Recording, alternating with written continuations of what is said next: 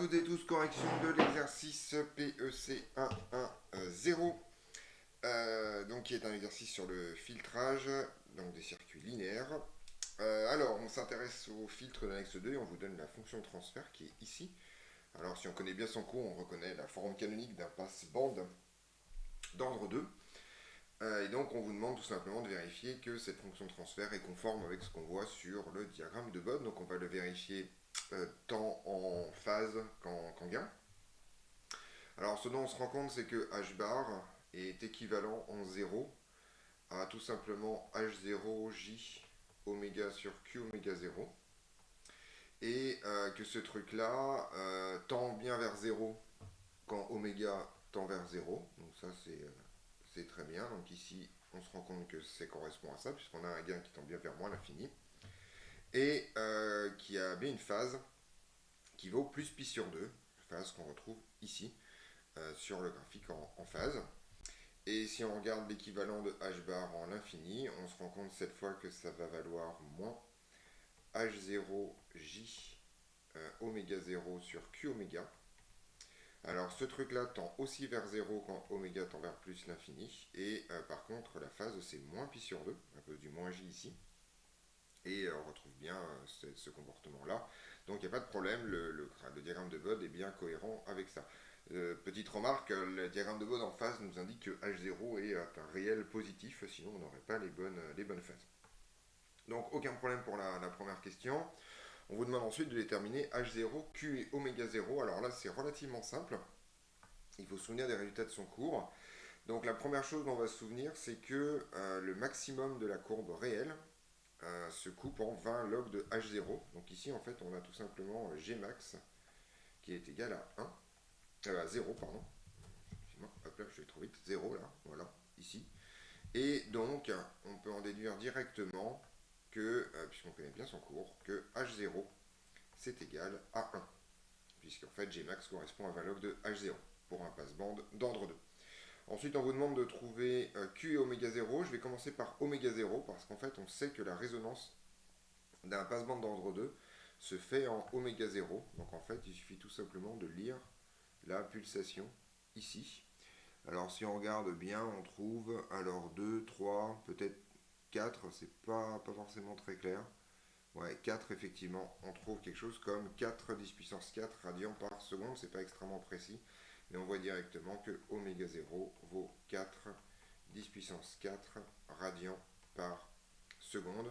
Donc encore une fois, je vais refaire le trait en tirant ici la barre ici. Peut-être pas tout à fait 4, c'est peut-être un peu exagéré 4, peut-être 3, 3,5, quelque chose comme ça. Donc 3,5 peut-être, ce serait peut-être un peu mieux, mais bon. J'ai enlevé ça, voilà, quick. Donc peut-être 3,5 si on regarde ça un peu plus précisément. De 3, ouais, c'est entre 3 et 4. Donc peut-être 3,5. On vous demande enfin de déterminer Q. Alors Q en fait c'est pas forcément facile, mais en fait il faut regarder le, la, là où se coupent les asymptotes, ici, voilà, là, comme ça, à peu près. Voilà, elles se coupent là. Donc on va regarder aussi l'abscisse de ça. Donc c'est à peu près à moins 15 décibels, quelque chose comme ça. Et ce qu'on sait, c'est que la distance entre Hmax, enfin entre Gmax et ça, c'est en fait 20 log de Q. Alors en fait, ça se fait toujours en deux étapes. On voit ici que là, on a une résonance aiguë. Ce qu'on constate, c'est que la courbe a son maximum au-dessus des asymptotes. Et donc, on va pouvoir déjà en déduire que Q est plus grand que 1. Donc, en fait, on a deux cas possibles sur le passe-bande. Soit Q est plus grand que 1, soit Q est plus petit que 1. Si Q est plus grand que 1, les asymptotes sont en dessous. Si Q est plus petit que 1, les asymptotes sont au-dessus. Enfin, l'intersection des asymptotes, plus exactement. Et en fait, ici, on sait que 20 log de Q, donc ça va être égal à quelque chose comme moins 15, j'ai l'impression. Donc en fait, Q c'est tout simplement égal à 10 puissance, ça va être égal à plus 15, pardon, sinon on va trouver un truc qui est plus petit que 1. 15 sur 20, si on fait ça dans l'autre sens, et là, il suffit de... alors soit on le fait de tête, en se rendant compte que 15, en fait c'est 5 fois 3, Et donc ça va être racine de 2 à la puissance 3. Enfin, pardon, non, c'est à la puissance 5, pardon. Soit on fait ça directement avec la calculatrice en disant 10 puissance 15 sur 20 et on trouve quelque chose comme 5,6 pour le facteur de qualité. Voilà. Si on fait racine de 2 puissance 5, en fait, il s'avère que c'est 4 multiplié par racine de 2. Et on doit trouver un truc qui ressemble à peu près à ça. Donc voilà, et dernière chose, on vous demande d'en déduire la largeur de la bande passante. Et bien en fait, la largeur de la bande passante, c'est la largeur en oméga, la largeur en f, c'est comme on veut. Mais delta oméga, en fait, c'est tout simplement oméga 0 divisé par q, tout simplement parce que en fait, l'acuité de la résonance, qui vaut oméga 0 sur delta oméga, et bien ça, en fait, c'est égal à q.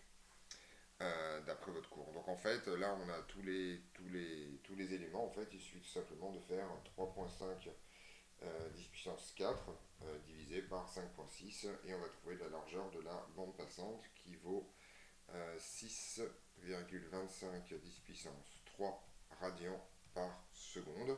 On peut avoir cette largeur aussi en fréquence si on a envie. Il suffit tout simplement de diviser ce qu'on vient de trouver par 2pi.